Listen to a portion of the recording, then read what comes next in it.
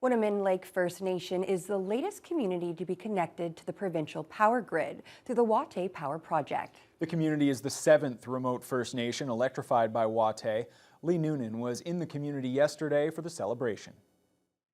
The new transformer station in Wunnumin Lake First Nation went live on September 21st. The community celebrated the end of their reliance on diesel with a blessing of the station and a community feast. According to Wunnumin Lake Chief Sam Mamakwa, they had needed upwards of 1.2 million liters of fuel a year to keep the old diesel generator running. A huge expense for the First Nation, particularly with the winter road season growing shorter. We have to make plans. We have to make plans that we have enough financial resources to bring in fuel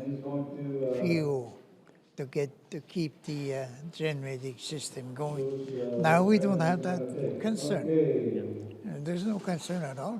Despite the strain on community resources, Mamakwa emphasized the importance of community control of the utility. He's happy the First Nation has a stake in Wataynikaneyap Power, and he's looking forward to a day when the company will be 100% First Nations owned. Our elders have always encouraged us to start looking at building a solid foundation for our future generation.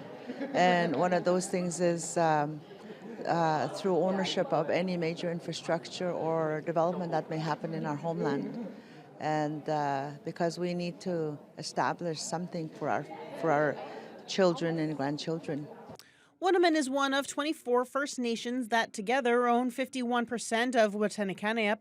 Fortis, a BC utility company, holds the other 49% interest. Kennequinash says their goal is for Watay to be completely First Nation owned in 25 years. For now, the hydro connection means Wunnumin has the capacity to power new developments and can avoid the outages that Mamakwa says were common with diesel power. It could be because the generating system went into mechanical issues, or it could be because the fuel has to be flown in. Mamakwa says the first hydro bills have already arrived here in Wunnumin, and they're not as high as they used to be, something the community is pretty grateful for. Lee Noonan, TBT News.